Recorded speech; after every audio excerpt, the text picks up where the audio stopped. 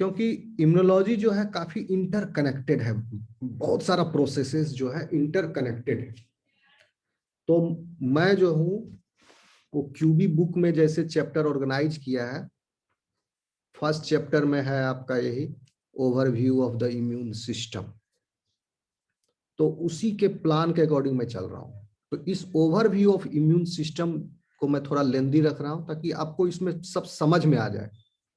Okay, तो अगर ये आप समझ लोगे ओवरव्यू ऑफ इम्यून सिस्टम भी, चूंकि लेकिन फिर भी हम इसको इस यूनिट के अंदर कवर कर रहे हैं, बाद का जो आप सिलेबस देखोगे इसमें इन्फ्लामेशन है, फेगोसाइटोसिस है, वो सब इसमें कवर हो रहा है इसमें। ओके, तो आप लोग बहुत ध्यान से समझना, क्योंकि बाद में फिर डिटेल में जाएंगे। तो पहले overview, then we will go in detail, तब समझ में आएगा, क्योंकि सब इंटरलिंक्ड प्रोसेस है। एक बार ओवरव्यू रहेगा तब आप रिकॉल कर पाओगे, इसीलिए आप लोगों को दिक्कत हो रही थी, ये थोड़ा टेढ़ा बायोलॉजी है।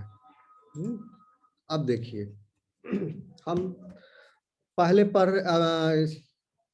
क्या पढ़ रहे थे, एनाटॉमिक बैरियर।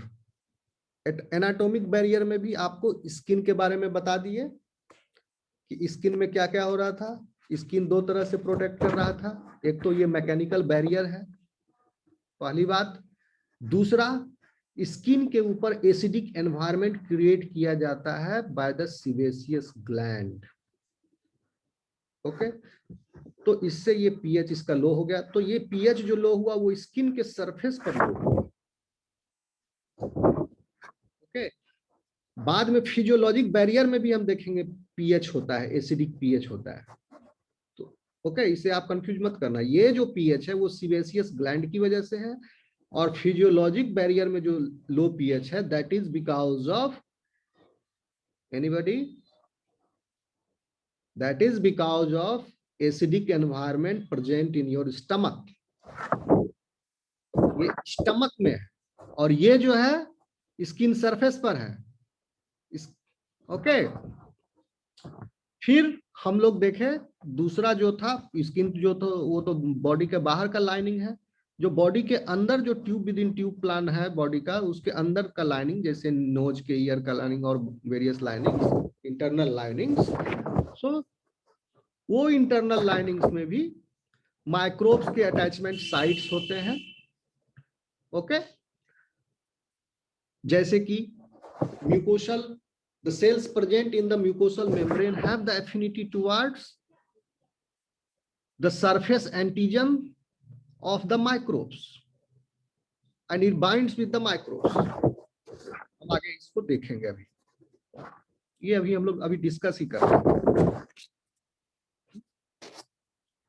तो म्यूकोसल लाइनिंग मतलब क्या है आपका, वहां पर इपिथेलियल मेम्ब्रेन है, इपिथेलियल सेल्स है, इपिथेलियल मेम्ब्रेन इपिथेलियल सेल्स है। और समटाइम्स इन कुछ स्पेशलाइज्ड लोकेशंस पर epithelial cells are converted into special glands. Skin में तो कौन सा ग्लैंड था, सीबेसियस ग्लैंड था, जिससे ये निकला पीएच। म्यूकोसल लाइनिंग में कौन से ग्लैंड्स हैं, हम डिस्कस कर चुके हैं, सलाइवा, सलाइवरी ग्लैंड से निकला। ओके, टीयर्स आपका जो टीयर ग्लैंड होता है उससे निकला। Okay, and mucus, mucus is secreted by mucus membrane, वहीं पर इपिथेलियल मेम्ब्रेन है, वहां नॉर्मल इपिथेलियल सेल्स जो है उससे म्यूकस सिक्रेट हुआ। और ये तीनों का सिक्रीशन जो है पोटेंशियल इन्वेडर को वाश कर देता है। साथ ही साथ सिक्रीशन में एंटीबैक्टीरियल और एंटी वायरल सब्सटेंसेस भी प्रेजेंट होते हैं, जो कि हम फिजियोलॉजिक बैरियर में देखेंगे, क्योंकि वो सब तो मॉलिक्यूल हो गया, वो फिजियोलॉजिकल मैकेनिज्म में आ गया, but they are secreted on the surface of the mucus lining. और ये विसियस फ्लूइड होता है mucus, secreted by epithelial cells. Okay, and it entraps the foreign organisms. Lower respiratory tract में म्यूकस मेम्ब्रेन जो है थोड़ा से स्पेशलाइज होकर के सीलिया बन गया। Okay, And cilia, what are cilia? It is hair-like protrusions of the epithelial cells, and the synchronous movement of cilia propels mucus entrapped microorganisms from these tracts.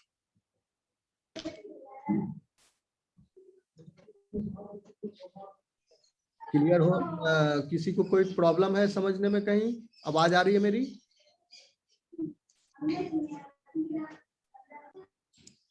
Yes sir.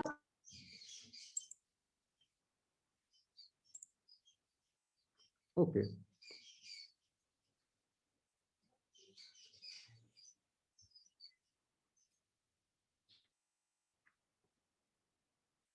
अब आगे बढ़ते हैं। ये भी हम बता चुके हैं आपको कैसे इन्वेड कर रहा है। स्किन सरफेस अगर कट हो गया तो ये होगा, वो होगा, है ना। अब फिजियोलॉजिकल बैरियर में आते हैं। Physiological barrier are what are those? Temperature, body का टेम्परेचर, ये एक बड़ा फिजियोलॉजिकल बैरियर है। And these temperature, low pH and chemical mediators, these contribute to the innate immunity. तो ये सब जो innate immunity को कंट्रीब्यूट कर रहा है, इस सबको हम लोग फिजियोलॉजिकल बैरियर में कैटेगराइज कर लिए। सब कंट्रीब्यूट कर रहा है इम्यूनिटी को, स्किन भी कंट्रीब्यूट कर रहा है, म्यूकस मेम्ब्रेन भी कंट्रीब्यूट कर रहा है, टेम्परेचर, लो पीएच सब कंट्रीब्यूट कर रहा है, सबका कंट्रीब्यूशन है। तब जाकर के इन टोटो इफेक्ट होता है कि हमारा डिफेंस होता है। तो इसका कंट्रीब्यूशन क्या है? टेम्परेचर का टेम्परेचर का कंट्रीब्यूशन ये है कि जो पैथोजन होता है वो आपके लिए, तो आपका बॉडी टेम्परेचर कितना है? 37 degree centigrade, the normal body temperature is, but that normal body temperature is not favourable for the pathogen. For the pathogen, your normal body temperature is high temperature. So it inhibits the growth of the pathogen, body temperature. For example, इसका एक example आप कुछ समझ लीजिए। जैसे chicken है, उसमें anthrax नहीं होता है। Chicken is immune to anthrax. It has innate immunity towards anthrax because the high body temperature of the chicken inhibits the growth of this bacteria. So ये टेम्परेचर का रोल हो गया। अब आते हैं पीएच पर। ये पीएच कहां से आया? लो पीएच। लो पीएच आया आपके गैस्ट्रिक एसिड से। And this gastric acidity is an innate physiologic barrier to the infection, because very few ingested microorganisms can survive the low pH of the stomach contents. Stomach का pH कितना कम होता है? 1.8, 2. Okay, stomach का content 2 होता है। Sorry, stomach का pH तो 2 is highly acidic. क्यों होता है 2? क्योंकि स्टमक में HCl रिलीज होता है, इसलिए स्टमक का पीएच 2 है। तो इतना कम पीएच में, इतने कम एसिडिक एनवायरनमेंट, ज्यादा एसिडिक एनवायरनमेंट में bacteria and micro organisms can not survive. Many of them can not survive. उसमें भी फिर बाद में फिर कुछ बच भी जाएंगे जिसके पास स्पेशल एडेप्टेशन, क्योंकि micro organisms are specialized in harbouring extreme conditions. You can find micro organisms in surviving under the boiling in boiling water also. Thermophilic thermovents होते हैं जहां पर गर्म पानी निकलता है। गर्म पानी का झरना वगैरह देखते हो पहाड़ पर, यहाँ मुंगेर जमालपुर में भी है। अगर उस पानी में को भी आप अगर एनालाइज करोगे तो उसमें भी आपको बैक्टीरिया मिलेंगे। तो स्टिल लो पीएच से क्या हुआ कि बहुत सारे बैक्टीरिया वहीं खत्म हो गए। क्यों जरूरत है वहां पर? क्योंकि आपका स्टोमक जो है एक तरह से वो गेटवे है। गेटवे तो मुंह से आया, खाना आप खा रहे हो सब स्टोमक में आया, जमा हुआ वहां। Okay, and your food contain lots of pathogen. कुछ टाइम के बाद खाना खराब हो जाता है, तो आप ये मत समझना कि खाना इतने देर के बाद ही खराब हो गया। उसके खाना जो है जब बना तो बनने के तुरंत बाद से ही उसकी प्रक्रिया प्रारंभ हो गई, खराब होने की प्रक्रिया। अंतर बस यही होता है कि पहले microbial colony is not that much populated. After some period of time or few hours, the population of the microorganisms present in your food, it gets colonized. Because microorganisms बहुत जल्दी मल्टीप्लाई करते हैं, एक्सपोनेंशियल ग्रोथ होता है, in few hours it colonizes और population बढ़ा लिया, आपके फूड में बहुत ज्यादा हो गया माइक्रो ऑर्गेनिजम्स, अब खाना महकने लगा, स्पॉइल होने लगा। अगर आप फ्रीज में रख दिए, टेम्परेचर कम कर दिए, तो बैक्टीरिया के लिए इनफेवरेबल कंडीशन हो गया, तो वो बैक्टीरिया मल्टीप्लाई नहीं करता, तो खाना सुरक्षित है। लेकिन अगर बाहर रखा हुआ है नॉर्मल टेम्परेचर पर, तो रूम टेम्परेचर पर बैक्टीरिया विल मल्टीप्लाई रैपिडली। तो आप देखोगे कि खाना कोई खराब खाना भी खा लेता है, कोई आदमी बासी खाना भी, तो उसको कुछ होता नहीं है, बीमारी कुछ होता नहीं है। क्यों नहीं होता है? क्योंकि उसका स्टमक में जो एसिडिक पीएच था वो सब किल कर दिया। Okay, so this is the contribution of the gastric acidity towards the innate immunity. एक एग्जांपल से इसको आप समझ लीजिए। जैसे न्यूली बॉर्न बेबी होता है, उसका पेट ज्यादा खराब होता है, आप देखोगे, and they are susceptible to many diseases, जो बड़े लोगों को नहीं होता है लेकिन न्यूली बॉर्न को होता है। उसका कारण, one of the reason is that the acidic content of the stomach is less in the newly born baby. इसीलिए पहले 6 महीने तक उसको कुछ नहीं खिलाते हैं, सिर्फ मदर्स मिल्क पर फीड किया जाता है। बाद में धीरे जब उसका एसिडिक कंटेंट बढ़ेगा, तब वो फिर कॉम्प्लेक्स फूड को खा सकेगा धीरे धीरे। ओके, सो अब आते हैं हम लोग किस पर? केमिकल मीडिएटर्स पर, third physiological component, okay, which is contributing towards the innate immunity. समझ में आ रहा है आप लोगों को? Yes sir. ओके, मैं कोशिश कर रहा हूं कि ताकि जो बायोलॉजी जिसका कमजोर भी हो वो भी समझ में आ जाए उसको इम्यूनोलॉजी। ध्यान से पढ़ोगे तो बहुत ही सुंदर सब्जेक्ट है ये। हाँ यस सर, अच्छा लगा। अब देखते हैं सॉल्युबल फैक्टर्स क्या क्या है, because these soluble factors also contribute.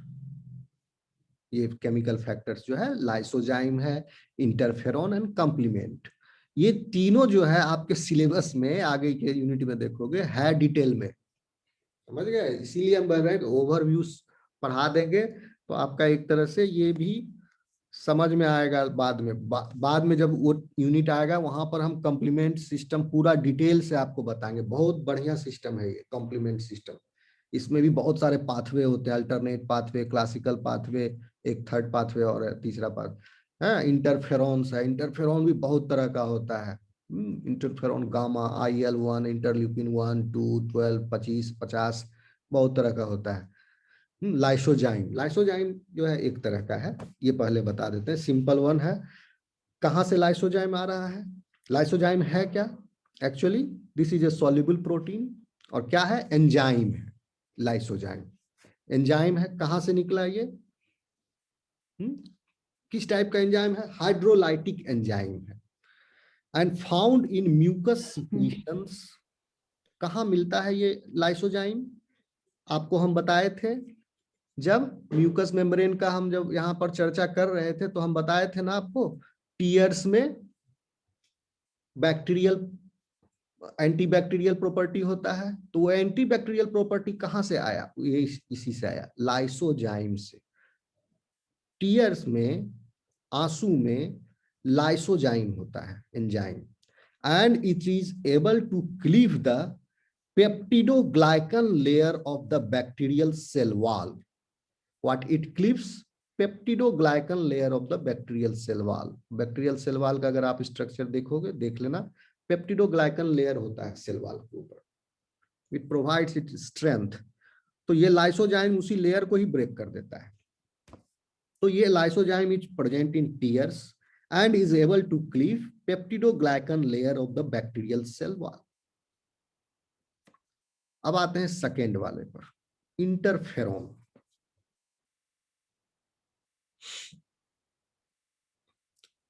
एक चीज और, लाइसोजाइम सिर्फ टीयर्स में ही नहीं होते हैं, लाइसोजाइम जो है म्यूकस सिक्रीशंस में भी होता है। Okay, lysozyme is present in tears as well as in mucus also.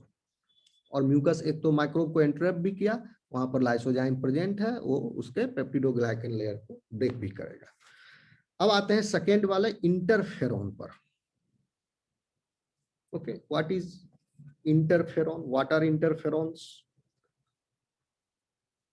So interferons are, or you can say this is a group of special type of proteins which are produced by the virus infected cells. ये produce किसके द्वारा होगा? क्या लिखा हुआ है? Interferon induces antiviral defenses in uninfected cells, but it is produced by, ध्यान रखना यहां कंसेप्ट है, it is produced by virus infected cells. Virus जब सेल को इन्फेक्ट कर देता है तो then the cell, host cell, जो सेल का मालिक है, जो अपना सेल है, वो सेल जो है चिल्लाता है हेल्प हेल्प हेल्प मी और protect yourself because virus has infected me. Okay, so ये सिग्नल कैसे दिया? मॉलिक्यूल्स रिलीज करता है। The name of that molecule is interferon. और बहुत तरह के इसमें फिर मॉलिक्यूल्स होते हैं, इंटरफेरॉन 1, 2, गामा, अल्फा, बहुत तरह के होते हैं, हम लोग देखेंगे एक अलग chapter he. So the infected cells with the virus releases the interferons and interferon sends the signal to the uninfected cells which helps them in their own defense. इसको पता लग जाता है कि बगल के सेल में वायरस है या बॉडी में इन्फेक्ट कर गया वायरस, तुम लोग भी सतर्क हो जाओ और प्रतिरक्षात्मक पोजीशन में आ जाओ। और उस समय फिर अनइन्फेक्टेड सेल्स जो है एक्सप्रेस करता है on its surface various types of proteins, हम देखेंगे बाद में, जो कि फिर उस वायरस को एंट्री करने नहीं देता है। यानी सपोज करो बगल के घर में चोरी हुआ, वो चिल्ला रहा डकैत आ गया, डकैत आया, तो बगल वाला घर भी क्या करता है? बचाने के बजाय अपना अपना खिड़की केवाड़ी बंद कर लिया, खुद हम बचेंगे। तो ये भी अनइन्फेक्टेड सेल्स, इसको पता नहीं एंट्री हो चुका है और इंटरफेरॉन रिलीज कर दिया, ब्लड में सर्कुलेट हो रहा है, इंटरफेरॉन सिग्नल गया तो ओ आ गया है, तो ये भी अपना बाहर पूरा सेल सरफेस को प्रोटीन से भर लेता है और उसको प्रोटेक्ट करता है। तो this is about the interferon. And the third one is last one, ये जो है केमिकल मीडिएटर, ये बहुत तीनों इंपॉर्टेंट मीडिएटर है। थर्ड वन कॉम्प्लीमेंट क्या करता है, ये बाद में हम लोग डिटेल में पढ़ेंगे, एक अलग से चैप्टर है। ये भी जो है माइक्रोब्स को लाइज करता है और फेगोसाइटोसिस में हेल्प करता है। कैसे हेल्प करता है ये हम पढ़ेंगे, अलग से चैप्टर है। Actually, complement system is running in your circulation in an inactive state. Inactive state में रहता है हमारे बॉडी में ये, और ये एक्टिव में तब आता है जब एक variety of specific and non specific immunologic mechanisms start होते हैं, वो हम लोग पढ़ेंगे बाद में। Specific, variety of specific and non specific. तो कंप्लीमेंट सिस्टम जो है ये एक्चुअली डिबेटेबल है कि कुछ लोग बोलते हैं कि complement system is part of the innate immunity, sometimes it looks like that complement system is part of adaptive immunity also. So यहां भी है इसका रोल, वहां भी है इसका रोल। तो यहां कैसे रोल होता है? क्योंकि जब ये नॉन स्पेसिफिक रेस्पॉन्स देता है तब, और जब स्पेसिफिक रेस्पॉन्स देगा तब it looks like that it is an adaptive immunity.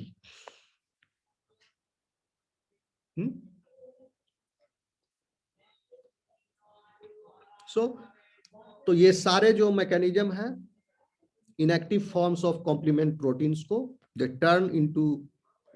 Turn them into active state, और एक्टिव स्टेट में आने के बाद उनके अंदर एबिलिटी आ जाती है to damage the membranes of the pathogenic organisms. Okay, और साथ ही साथ उसका जो फ्रैगमेंट्स होता है डैमेज होने के बाद पैथोजेंस का, उस फ्रेगमेंट्स का भी क्लियरेंस में इसका रोल है, बहुत बड़ा रोल है। कॉम्प्लीमेंट सिस्टम, क्योंकि your body is constantly under the antigenic challenge, so it is constantly producing the antigen antibody complex. So the antigen antibody complex is required to be cleared out from your circulation. अगर आपके circulation से antigen antibody complex यानी circulating immune complex is not get cleared, then it will deposit in the tissues. बहुत बड़ा role है इसका, deposit in the tissues. अगर tissue में डिपॉजिट हुआ immune complex, then it will cause a series of events, और उसके बाद जो है जिस भी टिश्यू में डिपॉजिट होगा उस टिश्यू को वो खराब करेगा immune complex, because that is unwanted one. कैसे क्लियर होता है इम्यून कॉम्प्लेक्स? कॉम्प्लीमेंट फ्रेगमेंट्स जो है, कॉम्प्लीमेंट कंपोनेंट्स जो है वो बाइंड करता है इम्यून कॉम्प्लेक्स के साथ, सर्कुलेटिंग इम्यून कॉम्प्लेक्स के साथ, and then this complex complement system का जो फ्रेगमेंट है, that fragment with the CIC circulating immune complex, when they blood तो सर्कुलेट हो रहा है बॉडी में, तो लीवर में कुफर सेल्स होते हैं, that Kupffer cells trap those circulating immune complex which has complement fragments attached to it. If complement fragment is not attached to it, Kupffer cells will not pick up. तो Kupffer cells pick करता है उसको, फिर internalise करके फिर proteolytic enzyme से उसको break कर देता है। तो कॉम्प्लीमेंट में अगर गड़बड़ी हो गया तो इम्यून कॉम्प्लेक्स का डिपोजिशन शुरू हो जाएगा। एक ऑटो इम्यून डिसऑर्डर है जिसका नाम है systemic lupus erythematosus, and that this disease infects largely female, and this is a life-threatening disease. Hardly female survive over 23, 25, because that damage circulating immune complex deposits in the tissue. Skin में deposit हो गया, पूरा skin खराब हो जाता है। Kidney का glomerulus में डिपॉजिट हो गया, किडनी फेल हो गया, उसका लीवर में डिपॉजिट हो गया, वहां डैमेज हो गया। जहां भी डिपॉजिट होते गया वो धीरे धीरे बॉडी को नष्ट करते जाता है। So that is a very fatal disease. अब हम लोग पढ़ते हैं, अब आगे समझ में आ रहा है आप लोगों को? पूछ लेना जहां भी आपको लगे कि नहीं समझ में आया।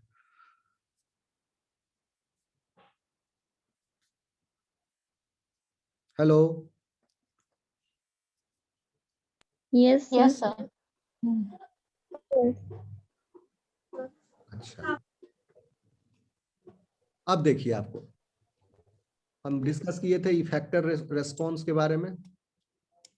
इफेक्टर रेस्पॉन्स क्या था कि इम्यून कैसे काम, सिस्टम कैसे काम करता है, रिकॉग्नाइज करता है पहले और फिर अपना काम करा, तो वो जो काम करता है उसी को रेस्पॉन्स बोलते हैं। इम्यून सिस्टम जो काम कर रहा है डिफेंस करने के लिए, तो ये डिफेंस करने के लिए क्या क्या क्या काम कर रहा है? Effector response. जब फर्स्ट टाइम एंटीजन उसका मुकाबला हुआ, पहला मुठभेड़ जब हुआ, दूसरा मुठभेड़ में वो मेमोरी रेस्पॉन्स से काम चलाएगा। पहला मुठभेड़ में इफेक्टिव रेस्पॉन्स जो है, अब आप देखिए ये रेस्पॉन्स जो है, आपको लगेगा कि ये कॉम्प्लीमेंट सिस्टम जो है that is contributing to it.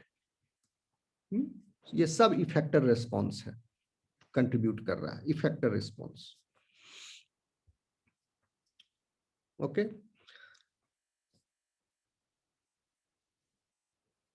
तो होता कैसे है रिएक्शन? तो रिएक्शन मॉलिक्यूल्स, आपका जो कॉम्प्लीमेंट मॉलिक्यूल्स है उससे फिर कॉम्प्लीमेंट फ्रेगमेंट जनरेट होता है, and cellular receptors recognizes that complement fragments and trigger the activation of cells of innate and adaptive system. कुछ एग्जाम, एक सेकेंड, कलेक्टिन्स का जिक्र है यहाँ पर? यहाँ कलेक्टिन्स नहीं लिखा है। कलेक्टिन्स, चलो इसको छोड़ दो, इतना डिटेल में नहीं जाते हैं। ओके, ठीक है। अब एक चीज और बता देते हैं, पैटर्न रिकॉग्निशन। यहाँ नहीं लिखा होगा इस टेबल में, but pattern recognition is also है। इनमें ये क्यूबी का बुक में लिखा है पैटर्न रिकॉग्निशन फिजियोलॉजिक बैरियर में, हाँ है, इस टेबल में नहीं दिया है बट बुक में है। ये टेबल कहीं मैंने नेट से लिया है, बुक में है। चलिए तो इसको देख लेते हैं। ये सब केमिकल मीडिएटर्स में ही है। ये तीसरा के बाद अब नीचे समझ लो चौथा पॉइंट भी है, pattern recognition molecules. Pattern recognition molecules, what are pattern recognition molecules? ये इन्वॉल्व है इनेट इम्यूनिटी को कैसे देता है बेनिफिट, ये रिकॉग्नाइज करता है pattern recognition. They have the ability to recognise a given class of molecules. कैसे? क्योंकि there are certain types of molecules that are unique to microbes. Microbes के सेल सरफेस पर जो प्रोटीन्स है that are unique to them, not only the protein molecules but other molecules, जैसे peptidoglycan हम बोले अभी, that is unique to them. Peptidoglycan आपके mammalian cell के ऊपर नहीं होगा, वो उसी पर होगा, माइक्रोब्स के ऊपर। So other molecules also, those which are unique to them, microbes, and never found in multicellular organisms, इस ability को utilize करता है, and the ability to immediately recognize and combat invaders, displaying such molecules in a strong feature of the innate immunity. जैसे the pattern recognition molecules are present on the cell surface of the cells which are involved in the innate immunity, and those pattern recognition molecules recognizes the molecules which are present on the microbe cell surface which are unique to them. microbe cell surface के ऊपर जो unique proteins है या other molecules है, उसको पहचान लेता है, ये यूनिसेलुलर ऑर्गेनिज्म है, ये माइक्रोब है, और उसको फिर वो रिकॉग्नाइज कर लेता है। कैसे? देखिए एक एग्जांपल है टॉल लाइक रिसेप्टर का नाम आपने अगर सुना होगा तो, molecules with pattern recognition ability may be soluble like lysozyme. Lysozyme भी एक तरह से पैटर्न रिकॉग्निशन मॉलिक्यूल है, बट लाइसोएंजाइम इज सॉल्युबल। तो लाइसोएंजाइम क्या रिकॉग्नाइज कर रहा है? पेप्टिडोग्लाइकन लेयर को। And the complement components also, this complement components also are pattern recognition molecules. साथ ही साथ कुछ सेल एसोसिएटेड रिसेप्टर्स भी होते हैं, वो आप समझ लो फोर्थ बुलेट में। Cell associated receptors like a class of cell receptors which are designated as toll like receptors, TLRs उसको बोलते हैं, TLR, toll like receptor, and this receptor recognizes lipopolysaccharide LPS found on gram negative bacteria. Notes मैंने नहीं बनाया है तो आप लोग थोड़ा मेहनत करना कि इस लेक्चर को रिपीट सुनना और थोड़ा थोड़ा पॉज कर करके लिख भी सकते हो जो हम पॉइंट बोल रहे हैं खुद से, ठीक है? Okay sir. और रिपीट में एक दो बार सुनोगे तो फिर सब समझ में आ जाएगा लिंक, और पॉइंट पॉइंट लिख लोगे, एक ओवरव्यू सुनोगे, क्योंकि हम भी जो है बुक खोल करके बुक से भी लाइन उठा रहे हैं और पॉइंट वहां से फिर मिक्स करके समझा रहे हैं, एक्सप्लेन कर रहे हैं, ठीक है?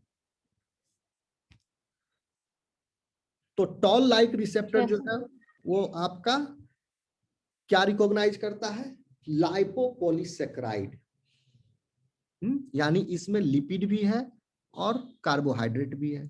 Lipopolysaccharide layer is present on gram negative bacteria. तो टॉल लाइक रिसेप्टर की मदद से ग्राम नेगेटिव बैक्टीरिया का काम तमाम कर देगा। माइक्रोफेज पकड़ लेगा कि ये gram negative bacteria. Toll like receptor जो है TLR2, बहुत तरह का टॉल लाइक रिसेप्टर्स होते हैं।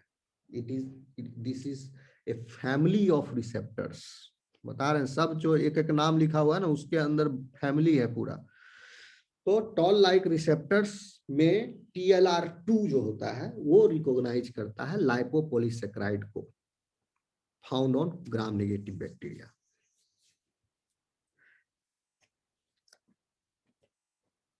और इसकी वजह से कभी कभी इन्फ्लामेशन भी हो जाता है। इन्फ्लामेशन अभी आप नहीं समझोगे, मैं कोशिश करूंगा आज ही इन्फ्लामेशन भी पढ़ा दूंगा आपको, तब ये पॉइंट आपको समझ में आता, ठीक है। लेकिन समटाइम्स इन्फ्लामेशन जो है काउज हो जाता है इसकी वजह से, जब मैमेलियन सेल्स जो है टॉल लाइक रिसेप्टर गड़बड़ हो जाता है उसमें। तो ये हम आपको इन्फ्लामेशन जब पढ़ाएंगे उस समय आपको हम समझा देंगे। लेकिन इसका मैकेनिज्म जो है वो आता है कहां से? TLR जो प्रेजेंट होता है मैक्रोफाजेस के ऊपर, वो LPS मॉलिक्यूल को रिकॉग्नाइज करके ए variety of molecules in inflammatory response उस सबको जनरेट कर देता है, wrongly एक्टिवेट हो जाता है TLR। And when the TLR is exposed to the LPS upon the local invasion by a gram bacterium, the content response results in elimination of the bacterial challenge. तो मोटा मोटी आप समझ लो, टॉल लाइक रिसेप्टर जो है bacteria को, उसमें गड़बड़ी क्या होता है वो छोड़ो अभी,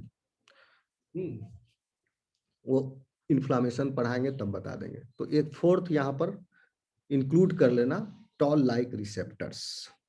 अब हम आएंगे सेल्यूलर कंपोनेंट्स में, ठीक है। अभी तक हम लोग बोल रहे थे एक जनरल यूनिवर्सल कंपोनेंट्स, मॉलिक्यूल्स था, टेम्परेचर, pH, स्किन जो फर्स्ट लाइन ऑफ डिफेंस है, म्यूकस मेम्ब्रेन, ये सब बता रहे थे, बड़ा बड़ा चीज। अब आएंगे